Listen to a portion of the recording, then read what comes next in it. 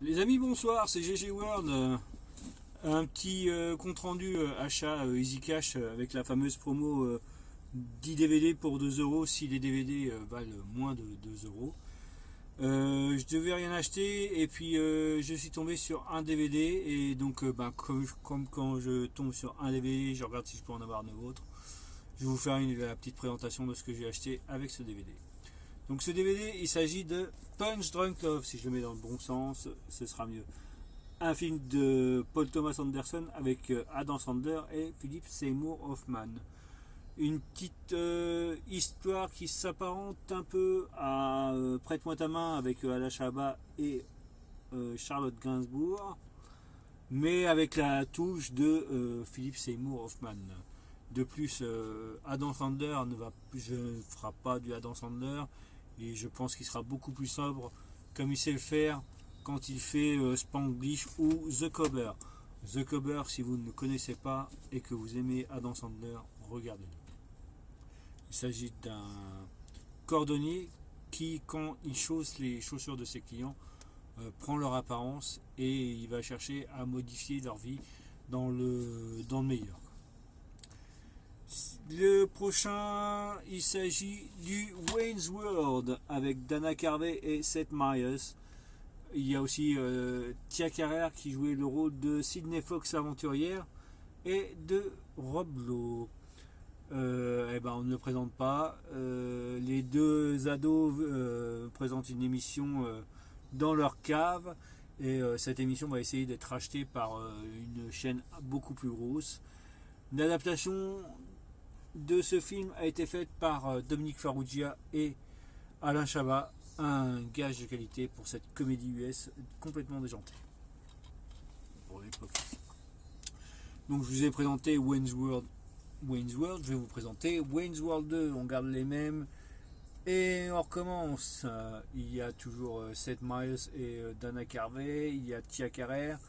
Une petite apparition de Heather Locklear et de Kim Basinger.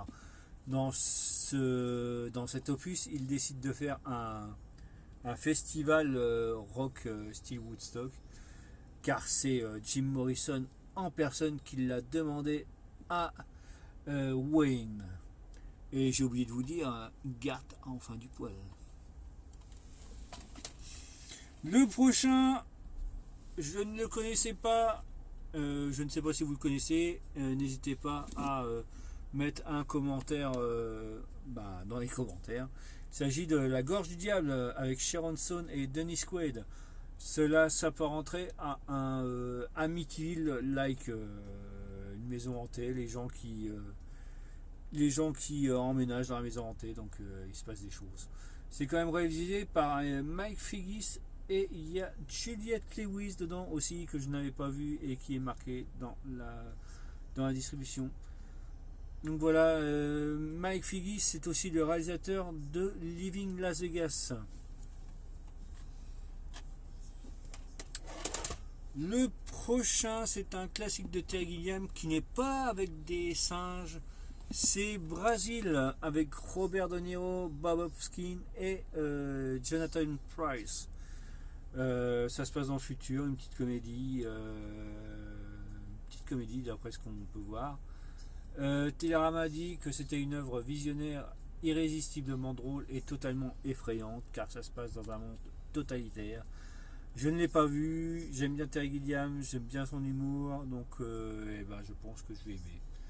Pour 20 centimes, en tout cas, si j'aime bien, ce sera une très très bonne découverte et un excellent rapport qualité-prix.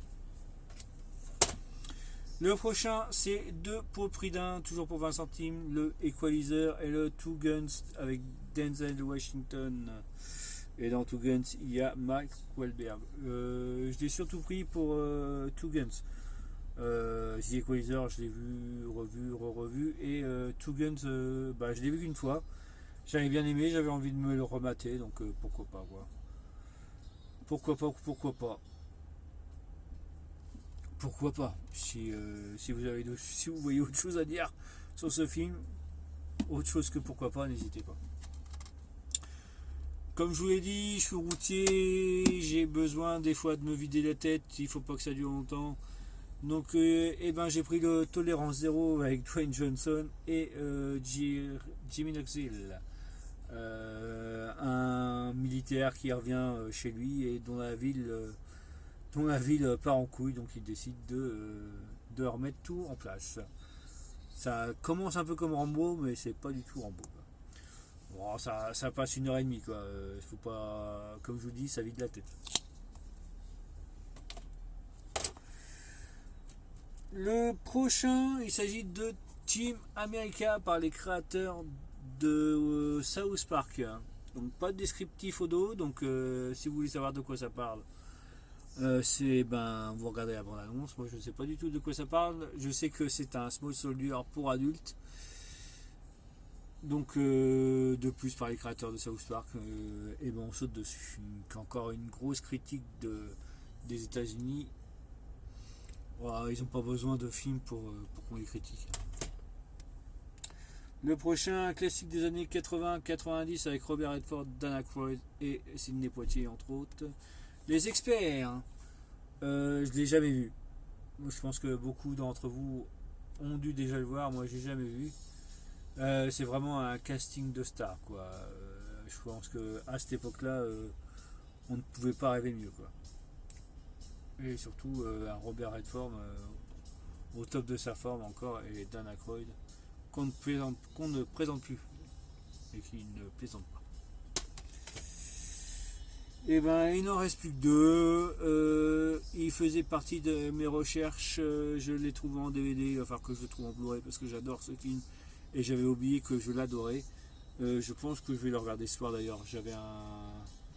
J'hésitais entre La Gorge du Diable et Le Parfum, mais plus je le regarde et plus j'ai envie de le regarder en fait. Et il s'agit du Parfum avec Alan Rickman et Dustin Hoffman. Pour ceux qui ne l'ont pas vu, il s'agit d'une personne à un nez. En fait, c'est un enfant abandonné qui se fait entre guillemets adopter par un parfumeur. Et en fait, il a cette particularité-là que c'est un nez, quoi. Il sait associer les odeurs et il va essayer de trouver le parfum ultime. Le problème, c'est qu'il va devoir devenir un serial killer pour pouvoir trouver ce parfum ultime. La scène de l'accouchement du début vaut le détour. Voilà les 10 DVD que j'ai achetés dans mon Easy Cash. Je vous présente un dernier film, mais celui-là, je ne l'ai pas acheté dans un Easy Cash, mais dans ce qu'on appelle un troc de ligne. Je crois que ça s'appelle encore comme ça, je vous le dis. Je m'en rappelle plus. Par contre, la boîte est un peu abîmée, mais je l'ai payé 2 euros. Et je ne l'ai jamais vu. Encore un classique que je n'ai jamais vu. Un classique de David Fincher. Il s'agit du Fight Club. La règle 1, il est interdit de parler du Fight Club. Et règle 2, il est interdit de parler du Fight Club.